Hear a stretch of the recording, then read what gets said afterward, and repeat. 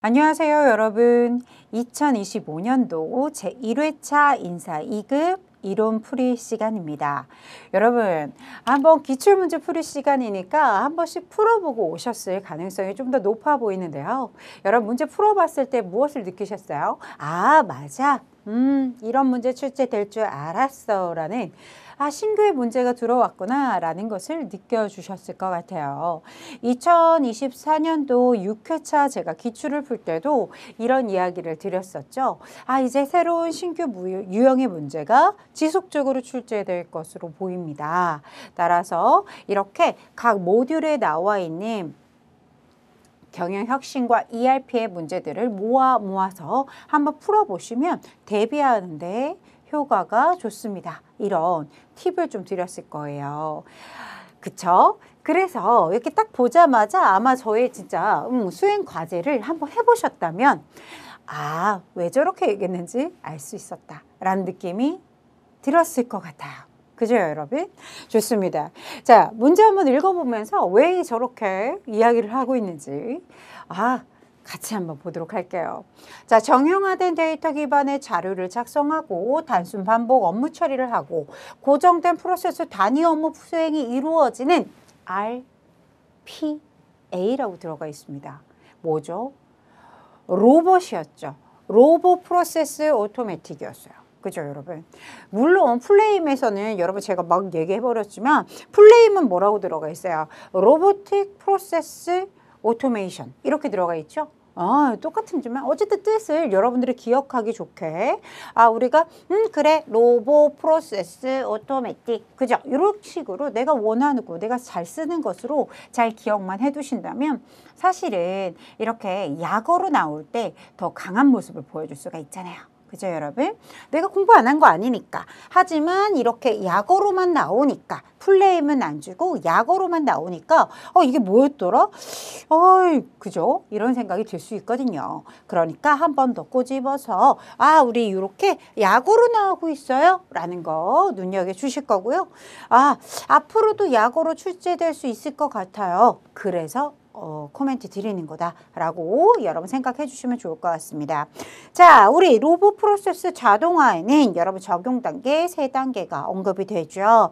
그쵸? 여기 지금 이야기하고 있는 이 친구가 바로 뭡니까?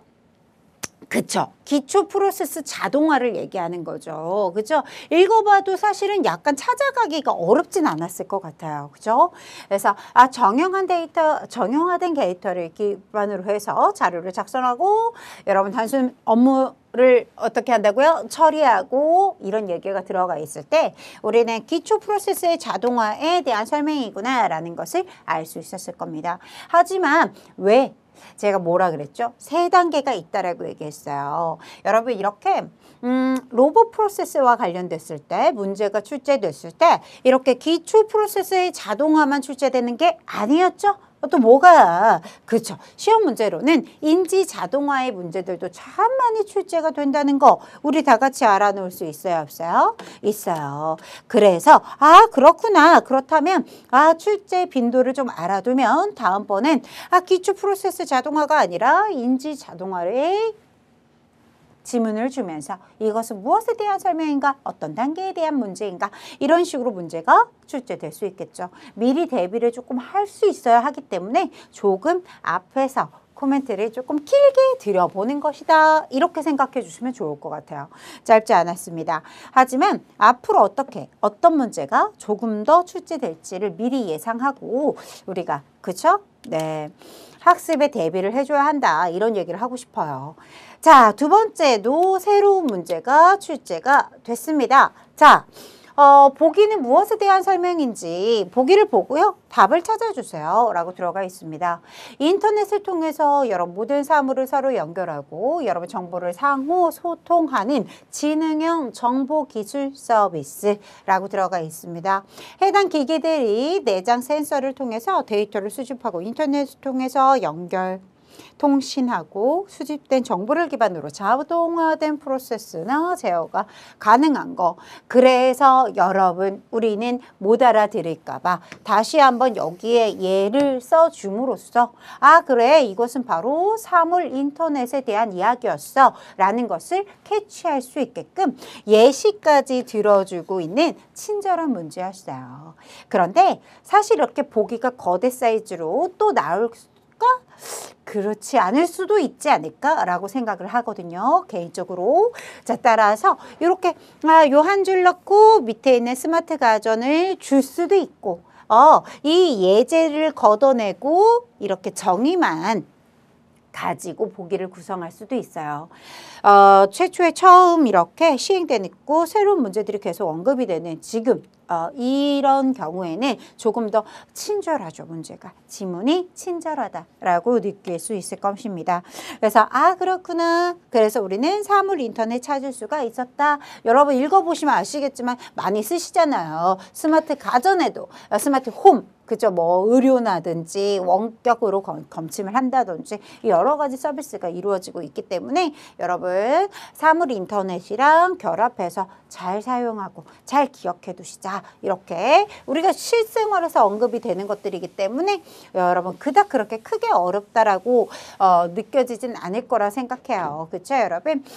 매번 특강을 좀 듣고 그렇죠? 우리 경영혁신과 ERP의 특강은 유슬기 교수가 특강으로 지금 담당하고 있잖아요. 그래서 우리 홈페이지에서도 띄워놓고 있는 바가 있으니 잘 기억이 안 나. 나는 기억이 안 나고 처음 듣는 느낌이야 한다면 그 특강을 한번 더 들어보시는 것도 좋습니다.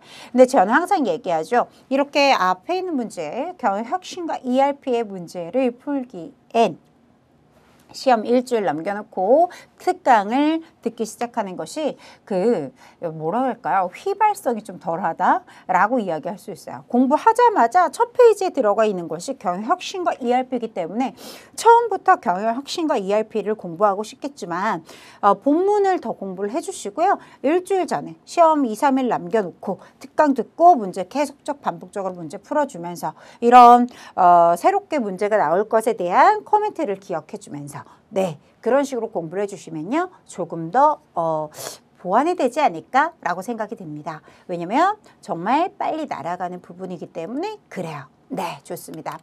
자, 베스트 프랙티스를 일목적으로 ERP 패키지를 도입합니다. 그래서 도입해요. 그런데 시스템을 구축하고자 할 때 어떻게 최대한 좀 목적에 맞게 내가 시스템을 구축할 수 있을까? 가장 적절하지 않은 방법을 골라주세요. 여러분 항상 이야기하는데 항상 이렇게 베스트 프랙티스에 대해서 이야기를 할 때 요 앞 말편과 같이 어우러질 때 요 BPR 빠짐없이 언급이 되는 것을 보실 수가 있어요. 가장 베스트가 뭡니까? 라고 한다면 여러분 가장 베스트는 이것이다 라고 얘기한 적 있죠. BPR을 시행하고 이에 맞추도록 ERP 시스템을 구축하는 방법이 가장 베스트다. 하지만 내가 시간이 모자랐어. 그렇다면 BPR과 ERP 시스템을 병행해보자. 네, 그것도 나쁘지가 않다는 얘기예요. 또 ERP 패키지에 맞춰서 BPL을 추진하는 방법 또한 나쁘지 않다. 그죠? 네.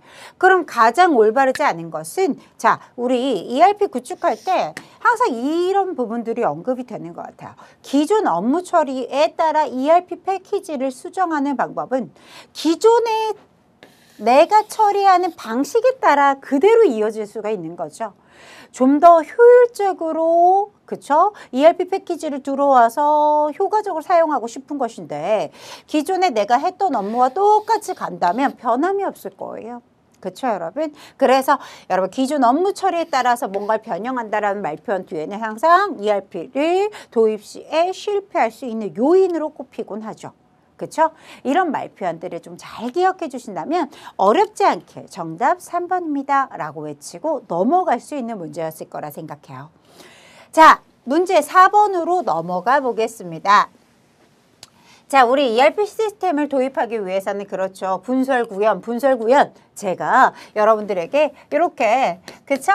분설 구현. 왜요? 분석하고 설계하고 구축하고 구현한다. 이렇게 들어가 있었어요. 그래서 항상 이렇게 플로우가, 그죠? 요 순서가, 절차가 여러분 어때요? 시험 문제로도 다뤄줬던 아주 빈출 문제였었죠? 네.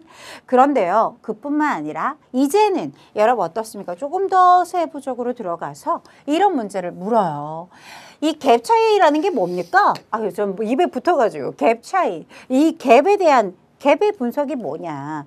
이렇게 묻는 문제들이 꽤나 자주 출제가 돼요, 안 돼요? 되고 있어요. 그쵸? 그래서 이 의미를 직접 찾아서 여러분 설명한 거 골라주세요. 이렇게 들어가 있습니다. 그쵸? 뭐라고 얘기했던가? 여러분 기억해 보세요. 패키지 기능과 투비 프로세스의 차이를 분석하는 것이다. 그래서 제 입에 뭐가 붙었다? 갭 차이 분석.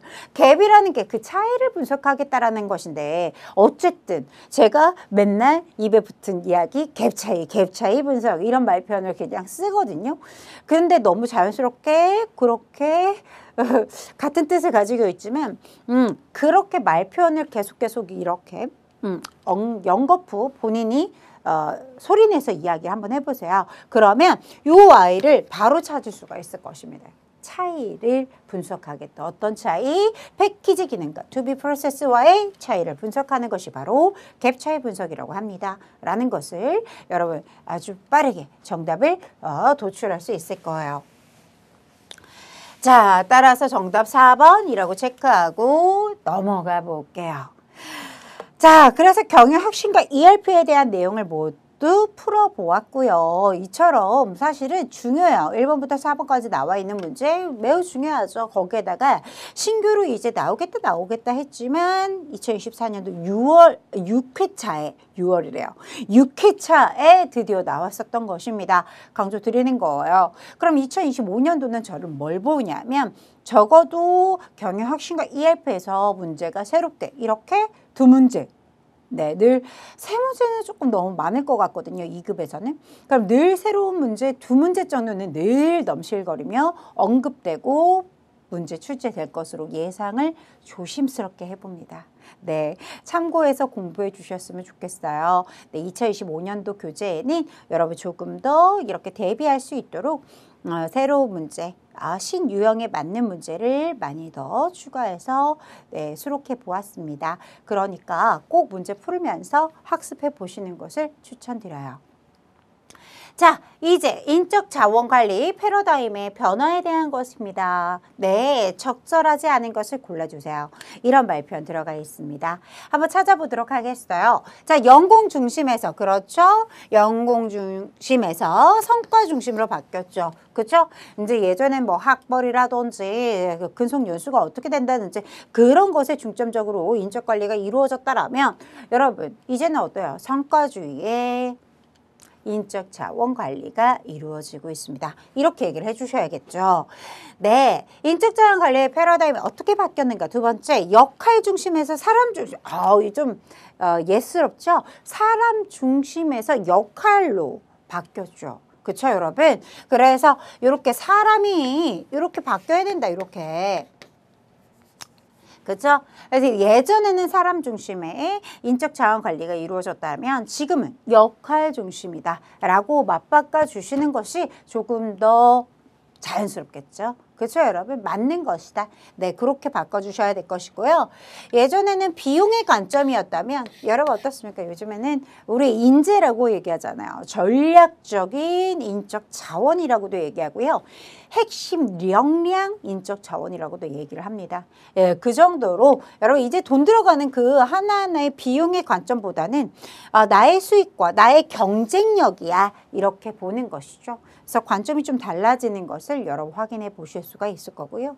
예전에는 하라면 해 일방적인 통보가 많았다라면 자 어떻게 생각하니? 너의 의견도 내가 들어보고 싶구나 라는 쌍방향의 소통이 이루어지고 있다는 것을 확인해 보실 수가 있을 것입니다.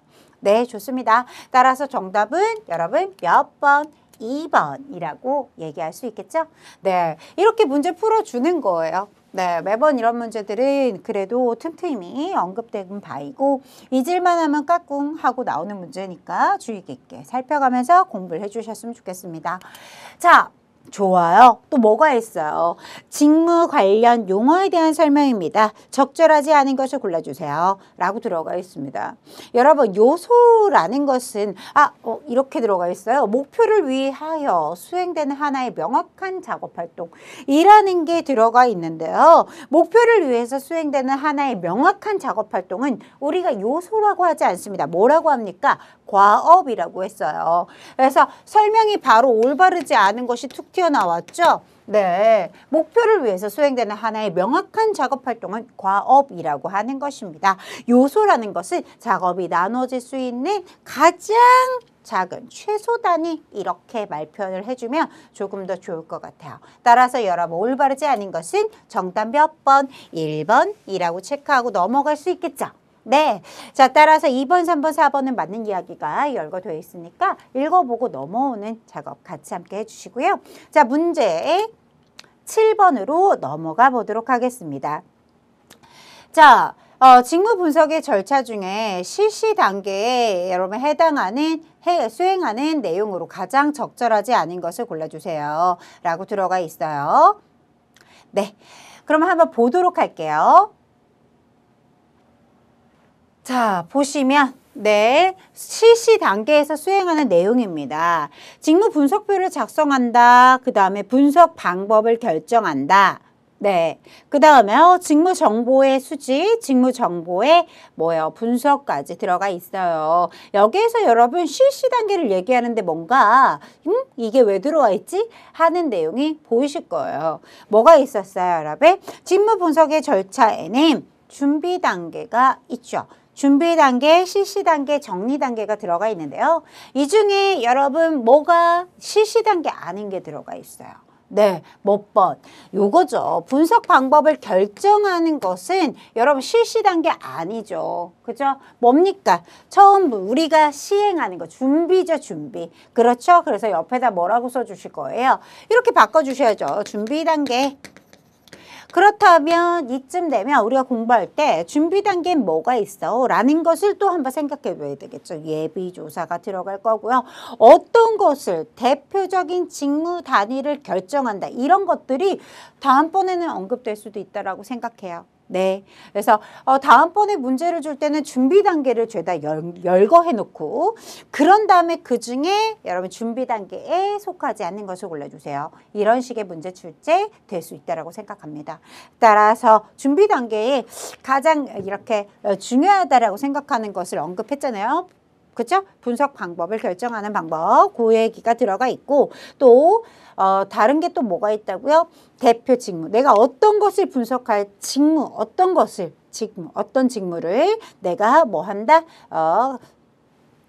볼 건지, 분석해 볼 건지 그런 대표 직무 단위를 결정을 해본다든지 분석자를 선임한다든지 이런 것들이 다 준비 단계로 들어가 있으니까 한번 살펴보고 돌아오시는 것이 또 좋은 방법이겠죠.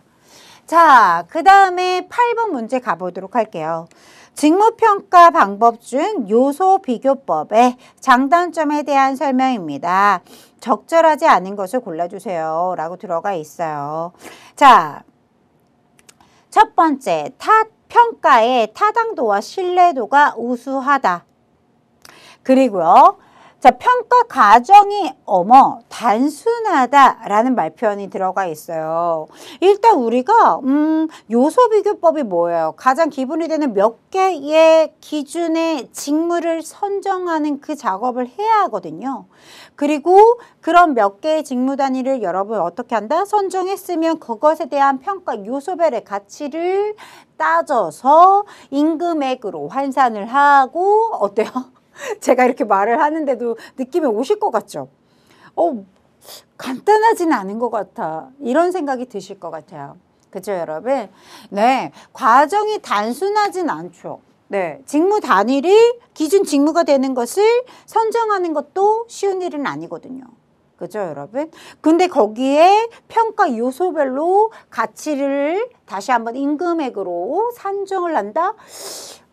쉽지 않아요. 근데 되게 단순하다라는 말 표현. 비용 어떨까요? 비용이나 시간 같은 것들이 절약된다라고 들어가 있는데 시간 투자 많이 될 것 같지 않아요? 네, 제가 길게 얘기해서 그런가요? 짧게 읽으면 짧아지는 거 아니죠. 사실은 기준 직무도 내가 정해야 되고 선정해야 되고 그에 대한 평가 기준 또한 내가 얼마나 머리를 써서 만들어내야 되겠어요, 여러분. 그렇죠? 네. 그러다 보니까 저는 이것을 바꿔드리고 싶어요. 오래 걸린다, 단순하지 않다 이렇게 바꿔드리겠고요. 정답은 그럼 몇 번이겠습니까? 정답 2번이라고 얘기할 수 있겠죠. 그렇죠? 그래서 올바르지 않은 거, 적절하지 않은 거 2번입니다 라고 체크하고 넘어가 보도록 할게요. 자, 도구 선발 대상자들에게 적용했을 때 여러분 가장 안정적이고 일관성이 있는, 그죠?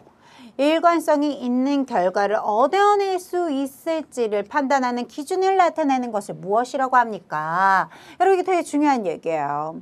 안정적인 숫자치가 나온다. 뭐 숫자로 얘기하니까 자꾸 숫자가 붙어버렸는데, 자, 안정적이고 일괄적인, 그렇죠.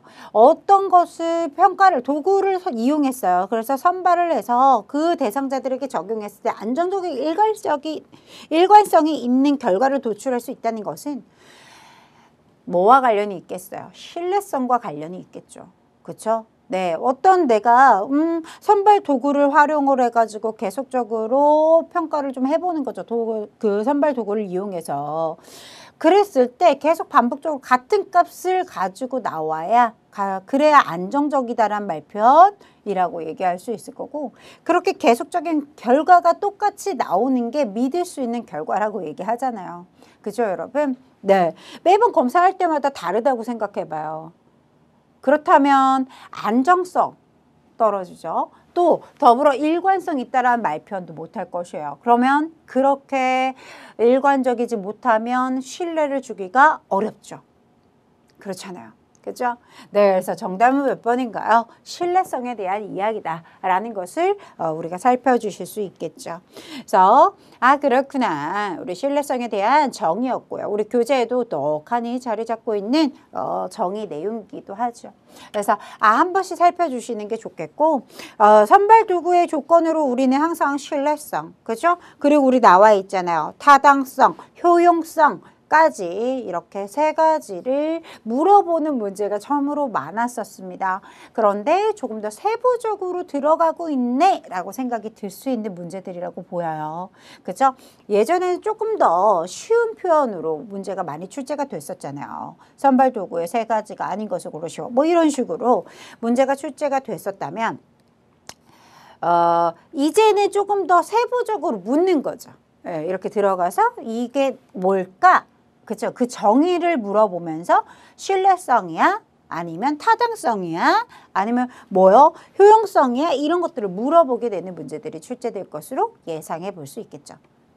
자, 그 다음에 문제 10번 가보면 직장 내 훈련에 대한 설명입니다. 적절하지 않은 것을 골라주세요 라고 들어가 있어요. 너무 자주 출제되는 문제잖아요. 그죠, 여러분? 이렇게 문제 읽어볼게요. 낮은 비용으로 시행이 용이하죠. 그죠, 여러분? 직장 내 훈련을 얘기하고 있는 것입니다. 도제 훈련, 직무, 교육 훈련 같은 것들이 그 대표적인 예가 될 것이고요. 훈련과 직무가 여러분 어떻다? 직결이 되기 때문에 바로 그 현장에서 여러분 시행을 해볼 수가 있다는 것이 굉장히 또 큰 장점이죠. 네. 자, 전문적인 지식과 기능을 전달하기가 용이하다. 이것은 직장 내가 아니라 직장 외죠. 직장 외 훈련에서 이루어지는 것이죠. 그죠, 여러분? 진짜 전문가를 모셔다가 진짜 체계적인 그 커리큘럼에 짜여진 대로 그대로 이제 학습을 한번 해보고 그런 것이 직장 외 훈련에서 이루어지는 것입니다. 따라서 정답은 여러분 4번이라고 얘기할 수 있겠죠. 그쵸? 문제 11번으로 넘어가 볼까요? 경력개발의 원칙에 해당하지 않는 것을 골라주세요. 여러분 경력개발의 원칙에는요. 적재, 적소의 원칙이 있었죠.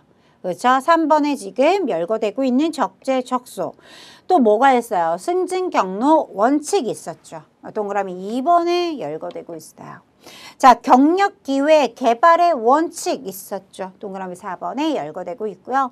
자, 그러면 아닌 것을 골라라. 1번밖에 없겠죠. 균형주의의 원칙에 대한 것은 없었어요. 후진 양성과 인재 육성, 인재 육성에 대한 이야기가 빠져 있어요, 지금. 따라서 정답은 몇 번? 1번입니다. 라고 얘기해 줄 수 있고, 이런 문제는 어때요? 조금 쉽죠? 네. 자주 여러분 출제가 돼도 여러분들 어렵지 않게 도출할 수 있는 내용으로 보여집니다. 자, 리더십 이론 중에 문제, 여러분? 네, 어디를 볼까요?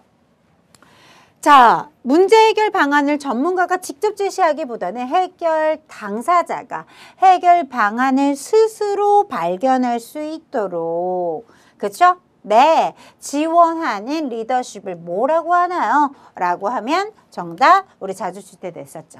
코칭 리더십입니다. 라고 정답 외쳐주실 수 있을 거라 생각해요. 왜냐하면 빈출이에요. 늘 빈출입니다. 라고 이야기를 드렸던 내용이고요. 그래서 보자마자 아주 빠르게 답을 도출했을 거라고 생각이 들고요. 암기력을 요하는 문제 13번에 출제가 되었죠. 자, 우리 통상임금과 평균임금 꼭 비교하고 나눠 놔야 한다. 머릿속으로 기억을 좀 해두셔야 한다. 앞글자 따도 좋다. 네, 이런 얘기를 네, 드립니다. 앞글자 따서라도 조금 기억을 조금 하려고 노력하는 면이 있어야 되겠고요.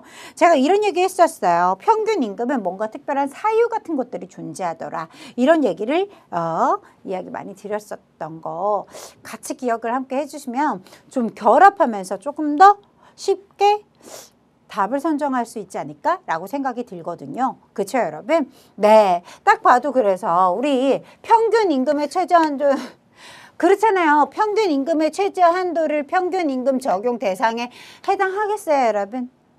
좀 보너스 문제인가? 이런 생각을 살짝 했을 것이고, 공부를 조금만 한 뭐 강도로 얘기하면 강강강 이렇게 공부하라는 뜻 아니에요. 그 정도는 아니어도 한 초에서 중반 정도만 열심히 좀 해주셨다면 어렵지 않았을 거라 생각하거든요. 그렇죠? 평균 임금의 최저 한도는 뭐였죠, 여러분? 통상임금. 그렇죠?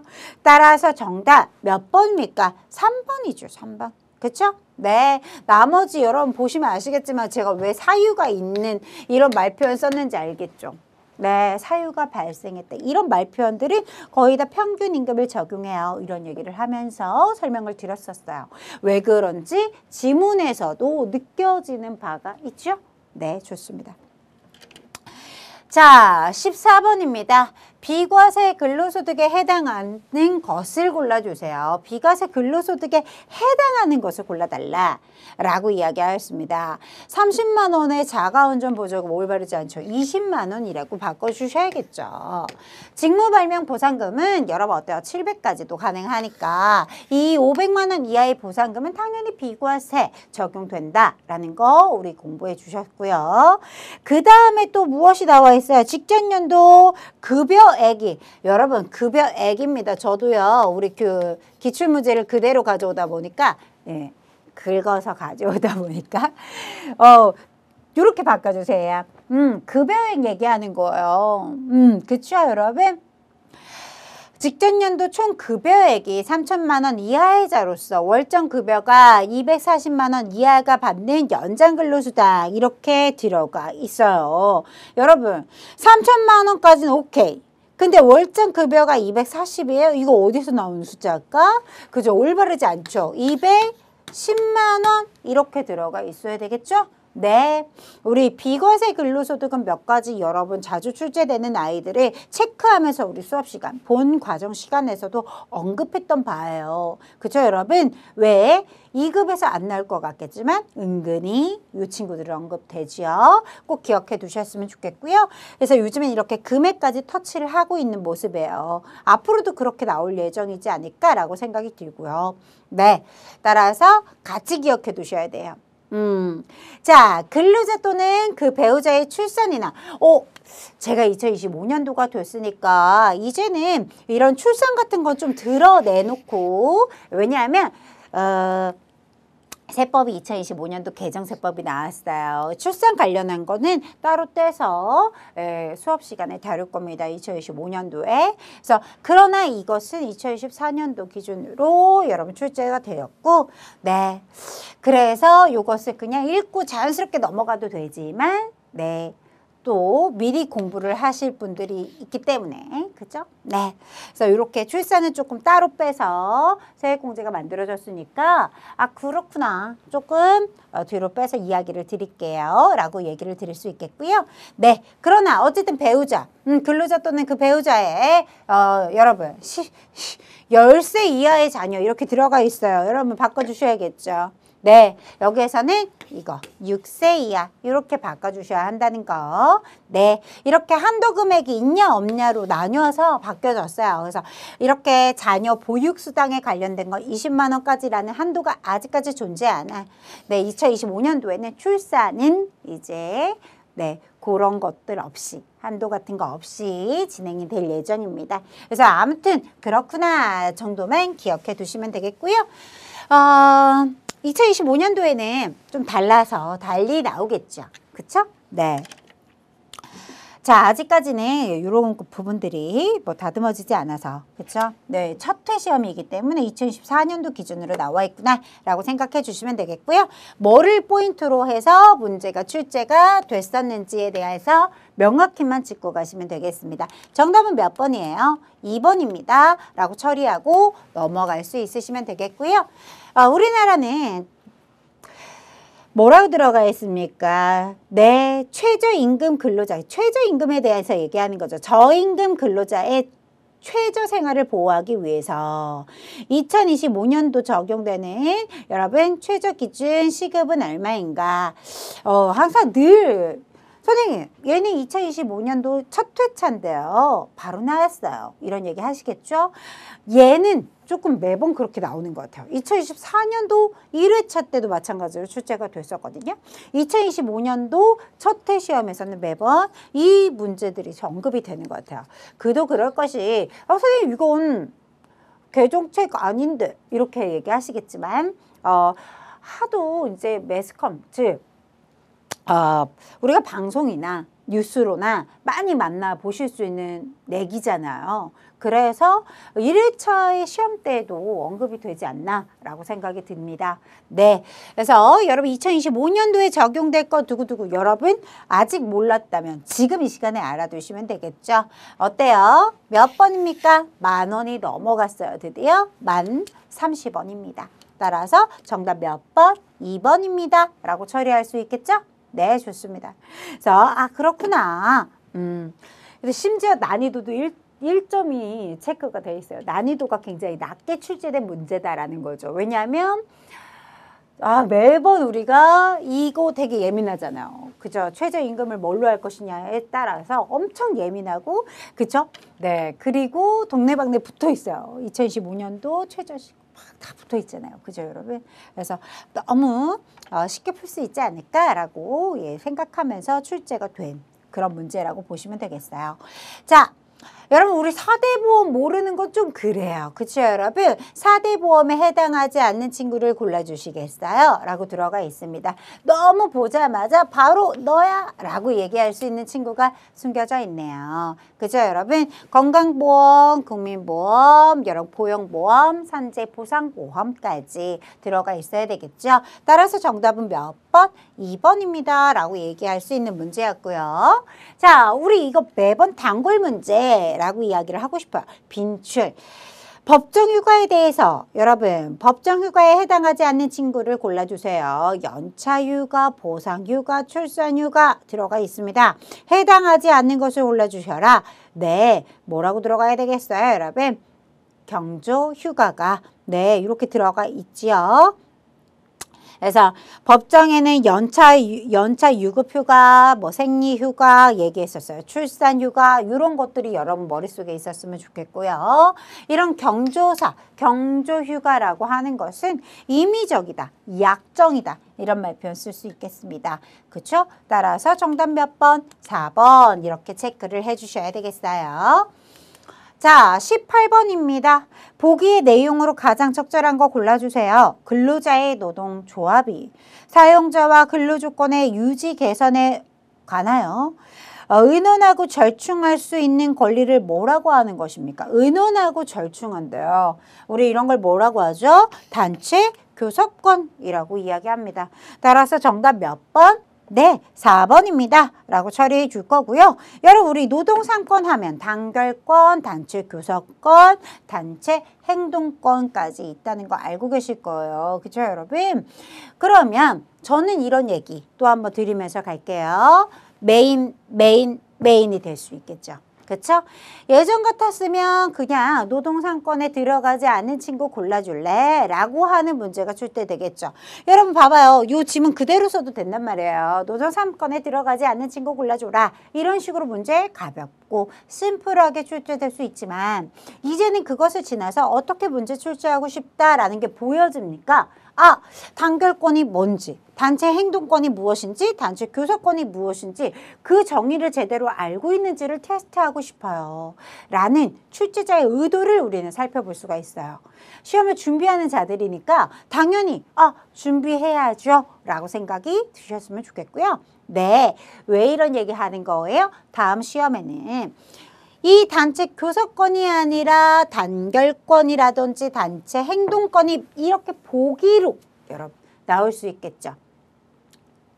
다른 친구가 메인이 돼도 여러분 부족함이 없는 친구잖아요. 그렇기 때문에 그렇구나. 이 보기의 내용만 바꿔서 다른 문제처럼 출제가 될 수 있으니 우리는 단결권이 뭔지, 단체 행동권이 뭔지, 단체 교섭권이 뭔지 명확하게 기억해 두자라는 것을 이야기 드리고 싶은 것입니다. 자, 문제 19번으로 넘어가 보도록 할게요. 네, 요 문제도 또한 여러분 요즘 많이 출제가 되죠. 자, 가볼까요? 근로자 측 노동쟁의 행위에 해당하지 않는 것을 골라주세요. 노동쟁의 행위에 해당하지 않는 거 볼까요? 보이콧, 피켓팅, 생산통제. 여러분 노동쟁의 행위 맞죠? 그런데 아닌 것이라고 얘기했어요. 긴급조정 웬 말이죠? 긴급조정은요 노동쟁의의 조정제도에 들어가 있었어요. 그죠 여러분? 그래서 조정, 중재, 여기 나와 있는 긴급조정 이렇게 세 가지를 우리가 교재에서 살펴봤었죠. 네, 자 이렇게 섞어놓고 있다. 그죠? 네, 요즘 노동쟁의 행위에 대한 거 열거하다가 아닌 것을 골라라라고 할 때 여러 가지로 예전에는 어땠어요? 사용자 측과 근로자 측으로 나누어서 여러분 근로자 측의 노동쟁의 행위가 아닌 것을 골라라 이런 식으로 사용자 측의 노동쟁의 행위인 것을 골라라 이런 식의 문제 처리가 출제가 됐었는데 요즘에는 어떻습니까? 전혀 좀 노동쟁의와는 조금 별개인 친구들도 들어와 있는 것을 많이 보실 수가 있죠. 그죠 여러분? 네. 그래서 요거 행태가 좀 비슷한 문제들 많이 출제되고 있다는 거 알아두셔야 되겠고요. 살짝 이런 생각해봐요. 긴급조정에 대한 것을 이렇게 보기 박스로 내고 다음번 시험에는 사지선데 이거 무엇에 대한 설명이게? 라고도 할 수 있지 않을까? 라는 생각을 살며시 해봅니다. 왜냐하면 왜 이렇게까지 폭을 넓혀드리냐면 사실은 노동쟁의의 조정제도가 아닌 것을 고르시오. 이런 식으로 해서 아까도 얘기했지만 1번 조정, 2번 중재, 3번 긴급조정, 4번 피켓팅 이런 식으로 문제가 출제됐던 게 2급 스타일이에요.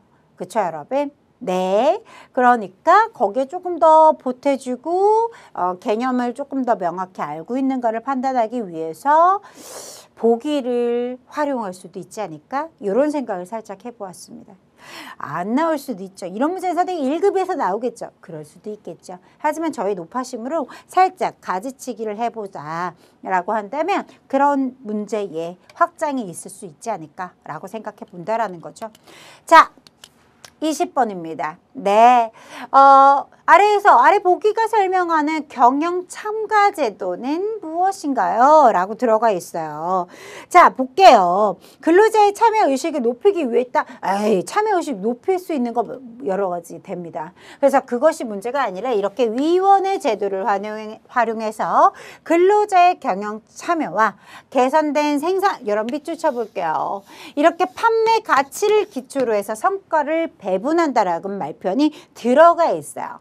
그렇다면 이것을 가지고 문제를 풀어야 하는 거예요. 앞에 설명은 사실은 뭐 위원회 제도도 내는 들어오고 여러 가지 단어가 보이긴 하지만 우리가 늘 이야기하잖아요. 모든 지문을 다 외울 수는 없어요. 그렇죠? 판매 가치를 기초로 해서 성과를 배분한다. 이런 걸 우리는 뭐라고 했죠? 스켈론 플랜이라고 이야기했었던 거죠. 그쵸? 따라서 정답은 몇 번? 2번입니다. 라고 처리하고 넘어갈 수가 있죠. 그쵸? 네. 선생님, 스켈론이랑 상관없다. 발음의 차이잖아요. 그래서 문제되지 않고요. 정답은 2번을 이야기하는 것이다. 네, 명확하게 이 보기에 있는 정의를 제대로 매칭할 수 있으면 답을 찾아가는 데는 어려움이 없을 것이다. 이런 얘기를 전해드리고 싶고요. 자, 1번부터 20번 문제까지 모조리 우리는 학습해 보았어요. 여러분 어땠어요? 문제를 풀었을 때 전혀 기억이 안 나. 내가 이걸 공부한 것 같지가 않아. 라고 하는 파트 분명히 있을 수 있어요. 그런 파트에서 꼭 오답이 나게 되거든요. 그렇다면 오답을 정답으로 가게 하는 방법은 딱 하나, 우리 교재 펼쳐서 다시 한번 살펴주시는 그런 작업이 꼭 필요하겠습니다. 고급스럽게 피드백 한번 해주셨으면 좋겠어요. 네, 꼭 한번 살펴주시겠고요. 여러분 지금 아마 하단에 이제 살펴보시면 여러분 어때요? 우리 링크 타고 들어갈 수 있는 것들도 보실 수가 있거든요. 우리 홈페이지 들어오시면 기출문제 어때요? 이론보다라는 말표현 위험해요. 이론만큼이나 우리는 실무가 굉장히 중요하죠. 그쵸? 어떤 문제가 나왔는지 저랑 같이 한번 하나하나 풀면서 또 내가 틀린 문제 되짚어보는 그런 행위를 꼭 해주셔야 돼요. 네, 어떻게 문제 출제됐는지 꼭 한번 살펴보시고 먼저 풀어보고 들어오셔서 확인해 보셔도 좋고요. 같이 차근차근히 풀어보셔도 좋습니다. 네, 꼭 확인 작업은 거쳐주세요. 그래야 여러분 어때요? 내가 뭘 빼먹었구나. 앞에 있는 이 선행 작업을 하지 않아서 이 후작업을 했음에도 불구하고 정답이 나오지 않는구나라는 것을 일깨울 수가 있어요. 그렇게 한번 딱 내가 이래서 틀렸구나라는 걸 깨닫게 되면요. 훨씬 더 좋은 점수로 합격하실 수가 있으니까요. 놓치지 않고 우리 실무 프로그램으로 실무 풀이 영상도 꼭 함께 봐주시기 바랍니다. 여러분 오늘도 수고 많이 하셨습니다.